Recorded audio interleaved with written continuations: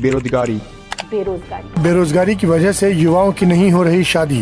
भारत में बढ़ती बेरोजगारी हमेशा से चिंता का सबब रही है। Ground situation very different, and you're trying to mask the reality that employment or unemployment rather at that time was at an all-time high. अब बेरोजगारी एक बड़ी समस्या है, सरकार भी ये बात मानती है। Unemployment survey it says that the unemployment rate is 7.95% and the highest unemployment rate.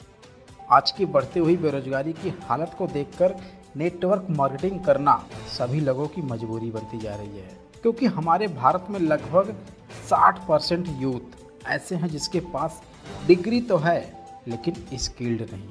लेकिन इसमें स्किल्ड न होने में उनकी गलती थोड़ी है, यह मिस्टेक है एजुकेशन सिस्टम का, जो उन्हें ऊपर से मिला हुआ है। गवर्नमेंट जॉब के लिए इतनी बड़ी कंपटीशन है जिसमें आपको खुद पता होगा कि आपकी कैपेसिटी क्या है, क्या आप इसे बीट कर पाएंगे, और अगर बीट कर भी लिए तो उस जॉब को पाने के लिए भी आपके पास 8-10 लाख रुपए होने चाहिए कमीशन के रूप में देने के लिए। अब अगर आपके पास ये दोनों हैं तो आइए जरा एक बार इसे भी देख लेते हैं। और 2 बार मैंने सीटेट पास किया, 2 बार यूपी टेट प्राइमरी का पास किया, उसमें पैसा लगाया, मेहनत किया, समय बर्बाद हुआ, अब वो सब मेरा इनवैलिड हो गया। युवाओं के सीधे छाती पर वार किया जाता है जब उन्हें ये कहकर ताना मारा जाता है कि तुम किसी काम के नहीं हो, और जिसकी उम्र 25 से 30 वर्ष की है, क्योंकि अब तक वो अपनी आधी जिंदगी काट चुका है, लेकिन फिर भी अपनी बेबसी पर चुप रहता है। रिश्तेदार नातेदार ये पूछते हैं कि आपकी उम्र 31 वर्ष हो गई है, 32 साल बीत रही है, और उसके बावजूद भी आप अभी तक रोजगार नहीं पाए हैं। इतनी खीज या शर्मिंदगी लगती है कि सर उनसे नजर मिलाने की हिम्मत नहीं करती। क्या आपको उनका दर्द पता है? नहीं, आप महसूस भी नहीं कर सकते हैं। इसे सिर्फ वही समझ सकता है जो सेम कंडीशन में है। और कितने तो ऐसे हैं जिसकी शादी हो जाती है, शादी के बाद भी जब उनके बच्चे होते हैं तो बच्चे भी वही करते हैं, रोजगार की भीख मांगना, अपने हक की लड़ाई लड़ना। और कितनों को पास तो स्किल्ड भी होती है, फिर भी इसी में वो भी पिस जाते हैं।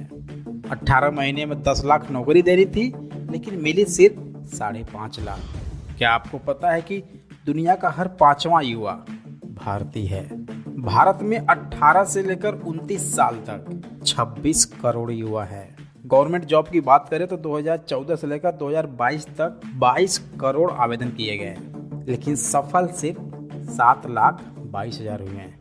अब अगर हम इस हिसाब से रेशियो निकालें तो 0.33% है, यानी कि 1% भी नहीं है। यानी कि सिर्फ एक नौकरी लेने के लिए 305 दावेदार हैं। सिर्फ एक नौकरी लेने के लिए 305 दावेदार। अब आप बताइए, मिलेगा तो सिर्फ एक को ही, तो जो 304 लोग होंगे सिर्फ एक सीट के लिए, वो कहाँ जाएंगे? केंद्र सरकार में कुल मिलाकर 40 लाख नौकरियां हैं, तो देश आगे कैसे बढ़ेगा? दुनिया में सबसे तेजी से दौड़ने वाली हमारी अर्थव्यवस्था है, यानी कि बेरोजगारी दर कम होने का नाम नहीं ले रही। और अब बात करते हैं नेटवर्क मार्केटिंग में। तो नेटवर्क मार्केटिंग का रेशियो ये है कि यहाँ पर 0.99% लोग सक्सेस होते हैं, यानी कि आप 1% मान सकते हैं। यानी कि 300 लोगों में 3 लोग सक्सेस होते हैं। तो कौन सा बेहतर है, गवर्नमेंट जॉब या फिर नेटवर्क मार्केटिंग? देखो यार, सीधी सी बात है, पैसे ही तो कमाने हैं। अब किसी भी फील्ड से पैसे कमाओ, बस वो तरीका गलत या फिर इनलीगल नहीं होना चाहिए, पूरे कायदे कानून से होना चाहिए और भारत की नज़र में होना चाहिए। तो जाहिर सी बात है कि इस डायरेक्ट सेलिंग इंडस्ट्री को भारत सरकार पूरी तरह मंजूरी दी है, और इसके लिए कई प्रकार के गाइडलाइंस भी जारी कर दी है। और अब तो ये भी बोल दिया है कि आप नेटवर्क बनाकर लोगों को जोड़कर एक दूसरे के माध्यम से रोजगार देकर पैसे कमा सकते हैं। तो इसलिए यार, अब नेटवर्क मार्केटिंग अपनाओ और बेरोजगारी हटाओ। देखो दोस्त, आप नेटवर्क मार्केटिंग में तो आओगे, एक ना एक दिन तो आओगे ही आओगे। बस आपको पछतावा न रह जाए, काश पहले ही आ गए होते। बाकी लाइफ आपकी है, डिसीजन भी आपका होगा।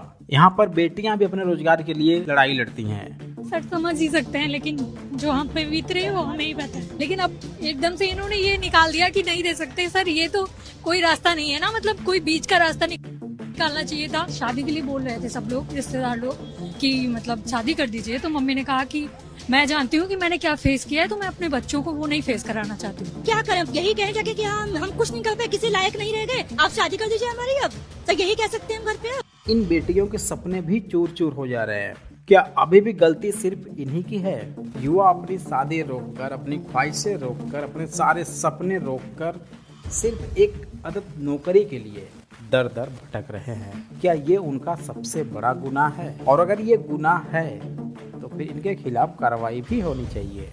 अगर आप भारत के हर घर में पहुंचेंगे तो आपको एक दो बेरोजगार युवा मिल जाएंगे। भारत में ऐसा कोई भी एक घर बाकी नहीं जहां पर आपको एक दो बेरोजगार युवा न मिले।